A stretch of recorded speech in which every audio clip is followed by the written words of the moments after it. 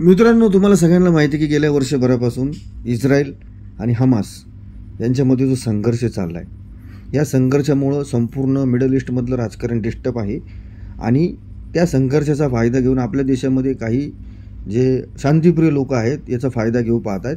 आपल्या देशामध्ये ते लोक आंदोलन करत आहेत, फिलिस्तीनचं समर्थन करत आहेत. आता जर तुम्ही टेक्निकल जर गोष्टीचा विचार केला, त्याच्यामागे खूप मोठं पॉलिटिक्स आहे. सगळ्यांना आपला आपला पॉलिटिकल नॅरेटिव्ह सेट करायचा आहे. असो, आता फिलिस्तीन आणि भारत यांचं जर तुम्ही अंतर बघितलं तर लगभग 2200च्या आसपास अंतर असेल. 2200 किलोमीटर लांब असलेल्या फिलिस्तीनमध्ये जो चाललं आहे त्याची काळजी इथल्या काही शांतिप्रिय लोकांना, ते दिल्लीमध्ये जंतर मंतरमध्ये आंदोलनं करत आहेत. इस्रायलबरोबर भारत सरकारला सुद्धा टार्गेट करण्याचं, ब्लेम करण्याचं काम या लोकांनी केलं. बरं ठीक आहे, लोकशाही आहे, मोर्चे काढा, आंदोलनं करा, कोणाचं काही दुखत नाही, कोणाला काहीच प्रॉब्लेम नाही. पण ज्या वेळेस पुलवामामध्ये अटॅक झाला त्यावेळेस या लोकांनी मोर्चा का बरं नाही काढला?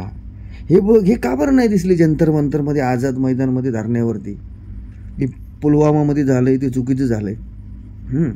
आत्ता ताजं जे प्रकरण पहलगावमध्ये झालं, जिथं धर्म विचारून मारले गेले लोकांना, त्यानंतर का बरं यांनी मोर्चा नाही काढला? त्यानंतर का बरं हे जंतर मंतरवरती बसले नाही? त्यांनी का बरं हाय हाय पाकिस्तान म्हणून छाती त्यांनी बडवली नाही तिकडं, जसं आता बडवतायत हाय हाय इस्रायल, नेतन्याहूला शिवत देतात, इस्रायलला शिवत देतात, काही संबंध नसताना. त्यावेळेस का बरं नाही यांनी छाती बडवली? मित्रांनो, ज्या वेळेस कन्हैयालाल, एक गरीब बिचारे टेलरची हत्या काही धर्मांध लोकांनी केली होती, त्यावेळेस या कन्हैयालालचं समर्थन करण्यासाठी या शांतिप्रिय लोकांनी का बरं नाही मोर्चा काढला? तुम्ही जो हिजबुल्लाचा म्होरक्या होता हसन नसरुल्लाला लेबनॉनमधल्या बेरूतमध्ये इस्रायलनी एलिमिनेट केल्यानंतर, त्याला मारल्यानंतर आपल्या जुन्नरमध्ये बॅनर लागले या हसन नसरुल्लाचे. 3000 किलोमीटर लांब असलेल्या एका दहशतवाद्यासाठी इथं बॅनर लागतं जुन्नरमध्ये. आणि आपल्या देशामध्ये जो पहलगावचा हल्ला झाला आहे त्याच्यावरती यांच्या तोंडातून चकार एक शब्द निघत नाही शांतिप्रिय लोकांकडून.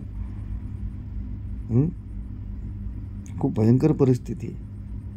आणि जे चूरण आपण खातोय गेले 70 वर्षापासून सॅक्युलरिझमचं, ते मित्रांनो तुम्ही लक्षात घ्या, ते चूरण आपल्यावरती हळूहळू आता भारी पडायला लागलेलं आहे. 5 लाख काश्मीरी पंडित काश्मीरमधून विस्थापित आहेत. काश्मीरी पंडितांना 90च्या दशकामध्ये बिट्टा कराटे, यासीन मलिक, JK यालप ह्या लोकांनी काश्मीरी पंडितांबरोबर काय केलं? टिपालाल टपलू असेल किंवा गिरजा टिक्कू असेल, यांची हत्या कशा पद्धतीने या दहशतवाद्यांनी केली? काश्मीरी पंडितांसाठी या शांतिप्रिय लोकांनी कधी मोर्चा नाही काढला. काश्मीरी पंडितांसाठी हे लोक कधी जंतर मंतरवरती बसले नाही, यांनी कधी सरकारला प्रश्न विचारले नाही. पण 2200 किलोमीटर लांब असलेल्या गाझा पट्टीमध्ये राहणाऱ्या लोकांसाठी हे लोक भारतामध्ये मोर्चा काढतात.